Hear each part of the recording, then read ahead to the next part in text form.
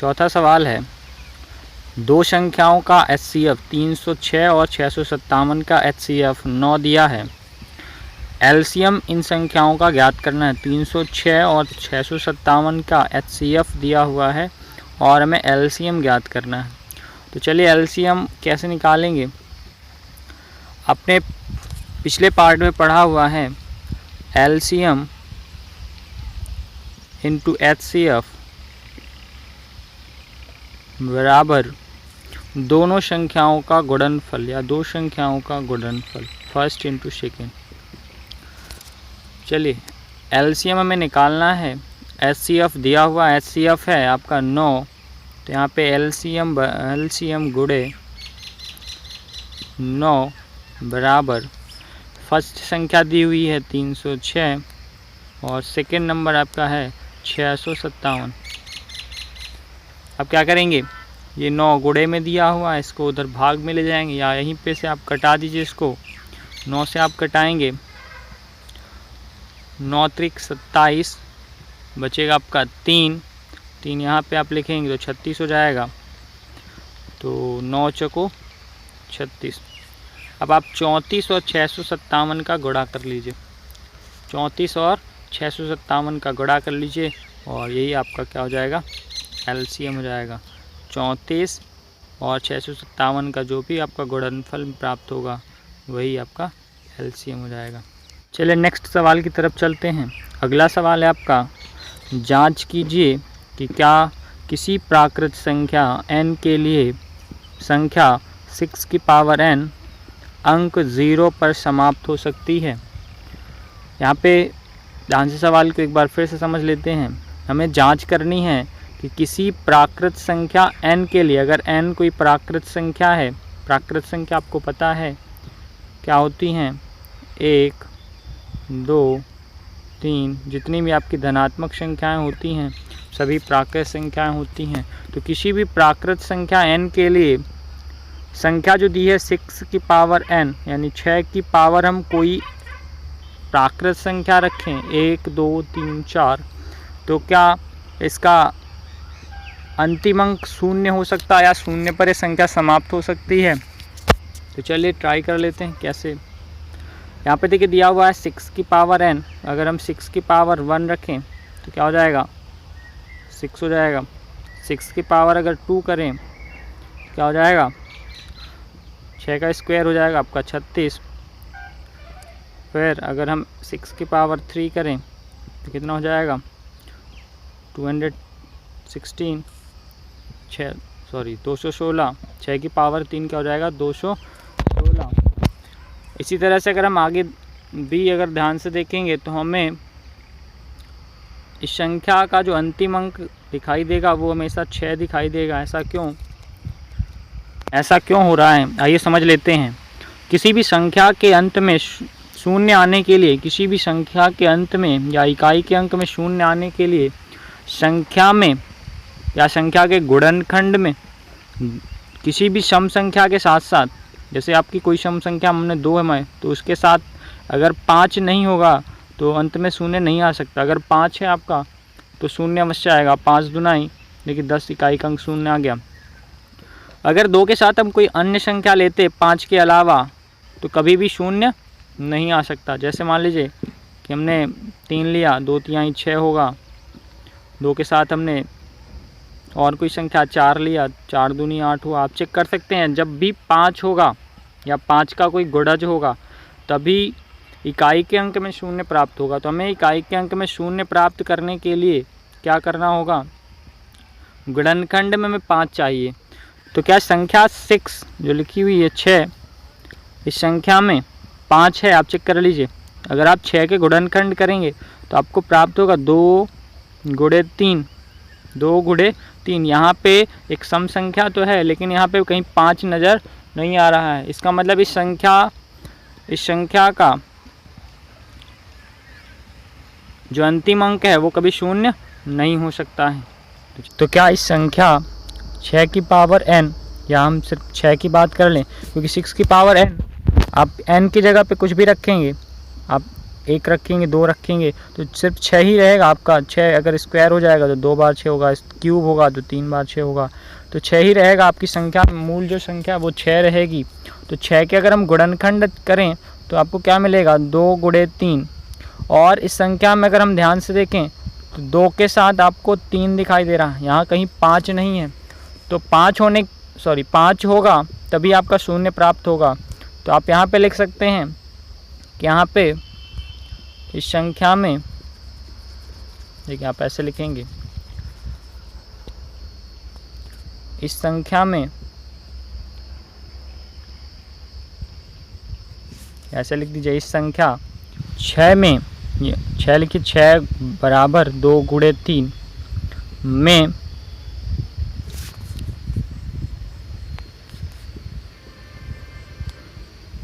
कहीं भी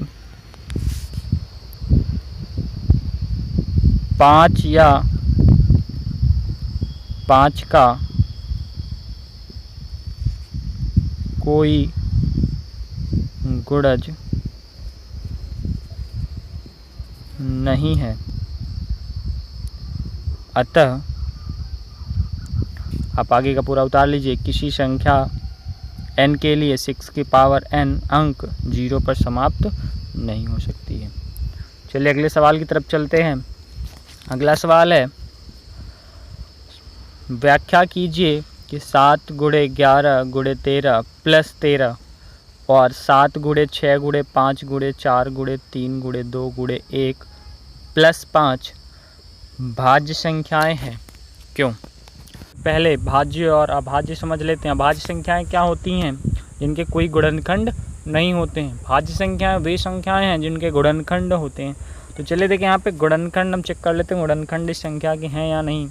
इस संख्या में अगर आप देखें तो लिखा हुआ है, पहली संख्या 7 गुणे 11 गुणे 13 प्लस 13।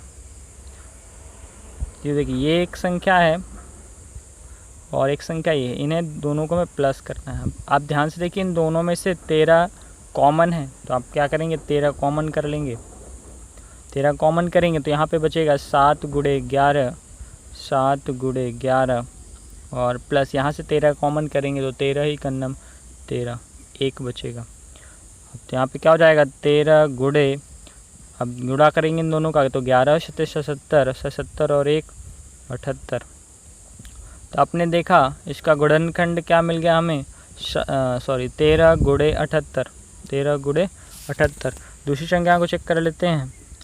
ये जो संख्या दी हुई है, आप यहाँ पे देखेंगे दोनों में 5 कॉमन है, तो अगर आप 5 कॉमन कर लें, 5 कॉमन करेंगे तो आपका यहाँ पे बचेगा 7 गुणे 6 गुणे 5 आपने कॉमन कर लिया है तो 4 गुणे 3 गुणे 2 गुणे 1 प्लस यहाँ से 5 कॉमन करेंगे तो आपका 5 ही कन्नम 5, 1 बचेगा।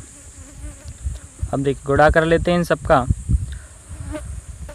3 दूना 6, 6 चौको 24, 24 और इधर देखिए यहाँ पे हो जाएगा 7 छंग 42, तो 42 गुणे 24 प्लस 1, दोनों का भी गुणा कर लेते हैं।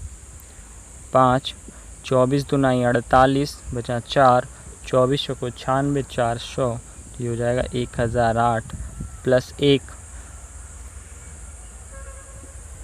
यहाँ पे हो जाएगा 5 गुणे 1008 प्लस 1 हो जाएगा आपका 1009। यहाँ भी देखिए गुणनखंड हो गया है, इसका भी गुणनखंड में मिल चुका है। इसका मतलब ये दोनों संख्याएं क्या हैं, भाज्य संख्याएं हैं। यहाँ पे आप लिख सकते हैं कि दोनों संख्याओं के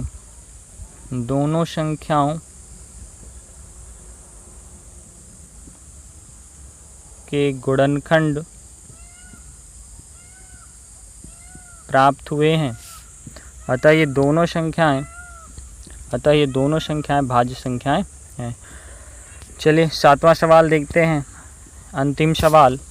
किसी खेल के मैदान के चारों ओर एक वृत्ताकार पथ है।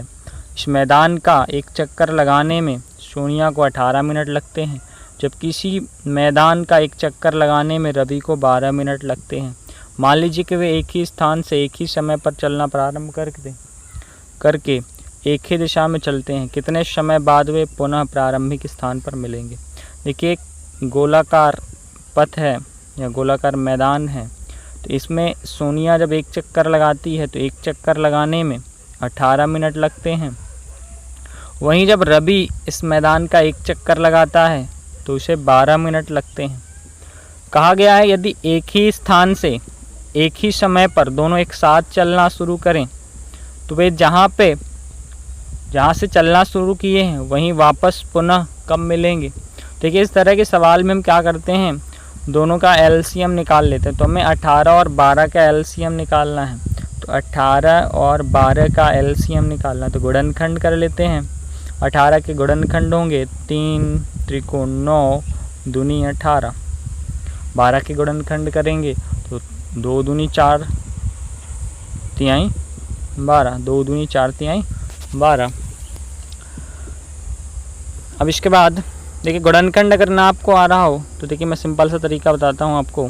देखिए 18 के अगर आपको गुणनखंड करने तो 18 आपको जो भी आता हो, जैसे मान लीजिए आपको समझ में आ रहा है कि 9 दूनी 18 हो रहा है, 9 दूनी 18 हो जाता है, आप 9 दूनी 18 लिख लीजिए। अब 9 के गुणनखंड आप कर लीजिए, 3 त्रिकोण 9 होता है, 3 गुणे 3 गुणे 2। देखिए आपको गुणनखंड मिल चुके हैं, तीनों भाज्य संख्याएं हैं। इसी तरह से अगर 12 को देखें तो 12 आप जैसे भी लिखना चाहें, 4 तिहाई 12 लिखना चाहें 4 तिहाई 12 लिख लीजिए, या 6 दुनाई 12 लिखना चाहते हैं 6 दुनाई 12 लिख लीजिए। अगर आपने 4 तिहाई 12 लिखा है तो 4 के आप गुणनखंड कर लीजिए, 2 गुणे 2 गुणे 3। 6 अगर आपने लिखा है 6 गुणे 2 या 6 दुनाई 12 तो आप 6 के गुणनखंड कर लीजिए, 2 तिहाई 6 गुणे 2। यहाँ भी देखिए 2 बार आया, 3 एक बार आया, यहाँ भी 2 बार है, 3 बार। तो इस तरह से आप गुणनखंड कर सकते हैं। तो 18 के गुणनखंड हो गए 2 तिहाई 6 त्रिक 18। 12 के गुणनखंड हो जाएंगे 2 दूनी 4 तिहाई 12। एलसीएम हमने बताया था कि अधिकतम बार संख्या में लेनी है, तो 2 अगर देखें तो यहाँ 1 बार है, यहाँ 2 बार है, तो हम 2 बार लेंगे 2 को। तो एलसीएम क्या हो जाएगा इन संख्याओं का, 2 गुणे 2। 3 यहाँ पे देखिए 1 बार है, यहाँ पे 2 बार है, तो हम 3 को 2 बार लेंगे, 3 आप 2 बार ले लीजिए। सबका गुणा करवा लीजिए, 3 त्रिकोण 9, 9 दूनी 18, 18 दुनाई 36। तो 36 मिनट बाद वे पुनः मिलेंगे। चलिए ये सेशन आपका समाप्त होता है। अगर ये वीडियो आपको अच्छा लगा हो तो लाइक शेयर और सब्सक्राइब करना ना भूलें। धन्यवाद।